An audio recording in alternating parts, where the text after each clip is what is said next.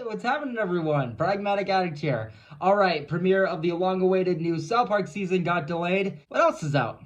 What's that? A 70-minute Japanese shark movie on the big screen? How did I not hear about this?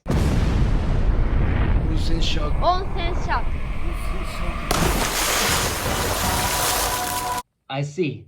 Well, regardless, South Park has been delayed and big screen shark movie. Let's see what we get with Hot Spring Shark Attack. So, with a movie like this, with this title, this runtime, I don't know if it's needed that I read a premise, but this film's premise reads, several visitors to a hot spring in Natsumi City have disappeared and later turned up dead. Their bodies bearing severe injuries resembling those inflicted in a shark attack. The attacks are caused by an ancient shark that has been revived. Yeah. Well, let's get into the movie, everyone. So, what I'll say first is the first shot of this movie.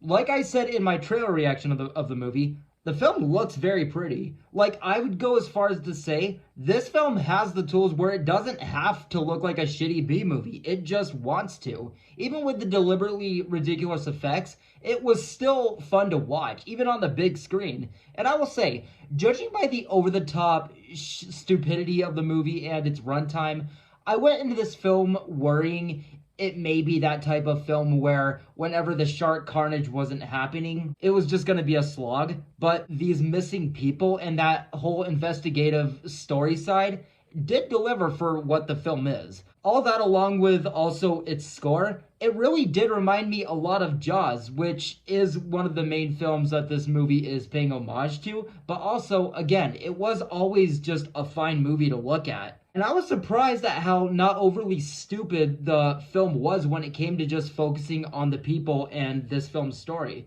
It wasn't handled in a way that you'd expect from the stupidity of the rest of the movie or from the trailer, and you'll never hear me say this again, but there's also an influencer aspect very heavily into this movie that I also thought was very fun. Hear me out though. It's where people start treating this hot spring area like a challenge, like a vlogging challenge, where they go into this place and they record themselves trying not to get eaten, and just how unlikable those types of people can be, especially in movies. And with this movie being deliberately incredibly stupid, yeah, some entertaining deaths. There's also a point in this movie where the shark action actually comes to the city and not just the sauna. And with this movie being extremely cartoonish and being able to just kind of get away with whatever it wants, for this movie, how that happens was entertaining as well. And just as an idea, it was fun in a way where a kid would come up with it. We also get more nods like to Japanese genre films where, regardless of this being an overly stupid B-movie, still, as a Japanese monster movie, and with this film being deliberately stupid, it still does give us some thrills. Especially in the final act was when it really hit me like, this film really does have a plan. It knows when to be over the top for the fans of the B-movie genre, but also for fans of Japanese cinema. It gives you what you want and expect as a fan of the B-movie formula,